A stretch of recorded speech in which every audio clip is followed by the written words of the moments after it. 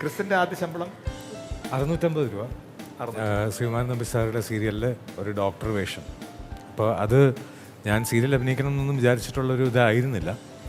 പക്ഷെ അങ്ങനെ വന്നു. അത് ആ ഒരു ഡോക്ടറിൻ്റെ വേഷം ചെയ്തതെന്ന് പറഞ്ഞാൽ ആ ഡോക്ടർ എന്ന് മാത്രമേ ഉള്ളൂ, പേര് പോലും ഇല്ലാത്തൊരു ക്യാരക്ടറാണ്. അപ്പോൾ ആ ക്യാരക്ടറിന് ചെയ്ത ആ 650 രൂപ കിട്ടിയിട്ട് ആദ്യം ചെയ്തത് ആ 650 രൂപയ്ക്ക് ഞാനൊരു ലോക്കറ്റ് വാങ്ങി. അതിപ്പോഴും ഞാൻ വെള്ളം കുടിക്കാൻ പൈസ ഇല്ലാതായിട്ട് പോലും അത് ഞാൻ കളഞ്ഞിട്ടില്ല. ഈ 650 രൂപയാണ് അന്ന് ഗോൾഡിന് ഈ ഒരു കുരിശ്. 650 രൂപയാണ് അതിന്റെ അന്നത്തെ വില. കുരിശാണോ അത്? കുരിശാണ്. അപ്പൊ ഇത് എത്ര ഞാൻ കഷ്ടപ്പെട്ട എല്ലാവർക്കും അറിയാം. അതായത് കടം പ്രശ്നം വലിയ വലിയ ഇതായിട്ടും 1 രൂപ വെള്ളത്തിന് പൈസ ഇല്ലാത്തപ്പോൾ പോലും ഇത് ഞാൻ കഴുത്തിന്ന് ഊരിയിട്ടില്ല. കാരണം ഇത് എൻ്റെ വർക്കിന്, ഞാൻ ഇഷ്ടപ്പെടുന്ന മീഡിയ എന്ന് പറഞ്ഞ ആ ഒരു വർക്കിന് എനിക്ക് കിട്ടിയതാണ്. പിന്നെ ലൈഫിൽ അപ്സ് ആൻഡ് ഡൗൺസിൽ വളരെ അടുത്ത് നിന്ന കുറേ നല്ല സുഹൃത്തുക്കളുണ്ട്. ഏറ്റവും കൂടുതൽ എന്നെ പറ്റിച്ച ആൾക്കാരുണ്ട്. ഇപ്പോൾ ഈ നമ്മൾ പൈസ സമ്പാദിച്ചതിനെ പറ്റി പറയുന്നു. വളരെ ഫ്രീഡത്തോടു കൂടി ചോദിച്ചിട്ട് തിരിച്ചു തരാതെ പിന്നെ ഫോൺ വിളിച്ചാൽ എടുക്കാത്ത സുഹൃത്തുക്കളുമുണ്ട്. അകവഴിഞ്ഞ് അവർ എന്നെ സഹായിച്ചിട്ട് അവർ തിരിച്ചു ചോദിക്കാത്ത ഫ്രണ്ട്സുമുണ്ട്. അപ്പോൾ അങ്ങനെയുള്ള ലൈഫിൻ്റെ എല്ലാ വശവും കണ്ടുവന്നിട്ട് ഇപ്പം എനിക്ക് കോമഡി ആയിട്ട് തോന്നുന്നത് ഈ 650 രൂപയുടെ ഇത് പറയാൻ കാരണം പറഞ്ഞതല്ല, എനിക്ക് അത്രയ്ക്ക് വാല്യൂ ആണ്. ഓരോ രൂപയും എനിക്ക് അത്രയ്ക്ക് വാല്യൂ ആണ്. ഇന്ന് ഈ കല്യാണം കഴിച്ച ആ സമയം തൊട്ട് ഞങ്ങൾക്ക് 1 വർഷം ആവാറായി. കല്യാണം കഴിച്ച അന്ന് തൊട്ട് ഇവളവൻ്റെ പണം കണ്ടിട്ട് കെട്ടിയതാണെന്നൊക്കെ പറയുന്ന ആൾക്കാർക്ക് ആ പണത്തിൻ്റെ വാല്യൂ അറിയില്ല.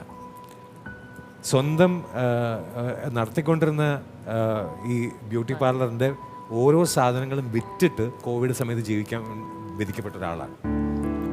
അതിലെ ഓരോ സാധനങ്ങളും അത് കൊടുക്കുന്നത് എന്തിനാണ്? സർവൈവ് ചെയ്യാൻ വേണ്ടിയിട്ടാണ്.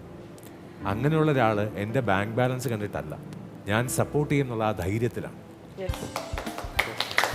അപ്പോൾ ആ ധൈര്യത്തിന് ഞാൻ നിൽക്കണം എന്നുണ്ടെങ്കിൽ, ഞാൻ അത്രത്തോളം മനസ്സിലാക്കിയിട്ടില്ല എന്നുണ്ടെങ്കിൽ പിന്നെ ഞാനത് ചെയ്തിട്ട് കാര്യമില്ല. അതുകൊണ്ടാണ് ഞാൻ അന്നും ഞങ്ങൾ ഡിസ്കസ് ചെയ്തപ്പോഴും ഞാൻ പറഞ്ഞത്, അമ്പലത്തിൽ പോകാൻ ഡ്രൈവറായിട്ട് വരാനും ഞാൻ റെഡിയാണ്, പക്ഷെ സേഫായിട്ട് കൊണ്ടുപോകണം എന്നൊരാഗ്രഹമുണ്ട്. അത്ര മാത്രമേ ഞാൻ ചെയ്യുന്നുള്ളൂ. അപ്പോൾ ഈ തെറി വിളിക്കുന്ന, ചീത്ത പറയുന്ന ഈ കമൻറ്റ് രോഗികൾക്കെല്ലാം അവർക്ക് എന്താണ് ലൈഫ് എന്നറിയില്ല. ഇന്നിപ്പോൾ നമ്മുടെ ഓരോ ആൾക്കാരുടെയും ലൈഫ് നമ്മൾ പറയുന്നു. ഈ ചീത്ത വിളിക്കുന്ന ഒരാൾക്ക് ഒരു വാക്ക് പറയാനുണ്ടാവും നല്ലതിൻ്റെ. അവർക്ക് മെയിനായിട്ട് ഇവൻ്റെ താടി കണ്ടോ, ഇവന് അതായിരിക്കും, ഇവന് താടിക്കകത്ത് പുഴുവായിരിക്കും, രോമമായിരിക്കും, അങ്ങനെയായിരിക്കും, ഇങ്ങനെ ചീത്ത വിളിച്ച് ഇനി പുഴുക്കുന്ന ചീത്ത വിളിക്കാനില്ല. വളരെ നെഗറ്റീവ്. അച്ഛനെയും അമ്മയും എന്നെയും കുഞ്ഞുമോളെയും മക്കളെയും എല്ലാവരെയും ചീത്ത വിളിച്ച് അല്ല, അവർക്ക് വേറൊന്നുമല്ല, അവർ ജീവിതം കണ്ടിട്ടില്ല. സത്യം. ഞാൻ ദുബായിലുണ്ടായിരുന്ന ഒരു സമയം, ഞാൻ തിരിച്ചു വരുന്നതിന് മുന്നേ എനിക്ക് എയർപോർട്ടിൽ ഞാൻ കൊണ്ടുവിടേണ്ട ആളെ വിട്ടിട്ട് തിരിച്ച് ഞാൻ നടന്നു വരേണ്ട ഒരു ഗതികളുണ്ടായിരുന്നു. ദുബായിൽ സമ്മറിൽ നടക്കുന്നത് എന്താണെന്നുള്ളത് ദുബായിലുള്ളവർക്ക് അറിയാം. 1 രൂപയ്ക്ക് കയ്യിലുണ്ടായിരുന്ന 1 രൂപയിൽ ഞാൻ വെള്ളത്തിൻ്റെ ബോട്ടിൽ എടുത്തു കഴിഞ്ഞാൽ എൻ്റെ കയ്യിൽ പൈസ തീരും എന്നുള്ളത് കൊണ്ട് അതില്ലാതെ ഞാൻ നടന്നു വന്നിട്ടുണ്ട്. അപ്പോൾ ലൈഫ് കണ്ടിട്ടുണ്ടെന്നുള്ളത് എൻ്റെ ഭാഗത്ത്. ഞാൻ ദുബായിൽ ജീവിച്ചതെന്ന് പറഞ്ഞാൽ നല്ലതും കണ്ടിട്ടുണ്ട്. ബുർജ് ഖലീഫയും ബുർജുൽ അറബും പോയിട്ടുണ്ട്. 1 രൂപ പോലും ഇല്ലാതെയും ജീവിച്ചിട്ടുണ്ട്. സോ അങ്ങനെയുള്ള ലൈഫ് കണ്ടിട്ടുള്ള ഒരാൾ ഇങ്ങനെ ചുമ്മാ സുഖിച്ചിരുന്ന് വെറുതെ സമയം ഫ്രീ ആയിട്ട് കിട്ടുമ്പോൾ ഫേസ്ബുക്കിൽ കയറിയിരുന്ന് ചൊറിയുന്ന ആൾക്കാരെ എനിക്ക് വലിയ വിലയിലാന്ന് പറയാം. എപ്പോഴൊരിക്കലും മെസ്സേജസ് ഞാൻ വായിക്കാറുണ്ട്. എന്തിനാണ് കമന്റ്സ് നോക്കിയിട്ട് നമ്മള്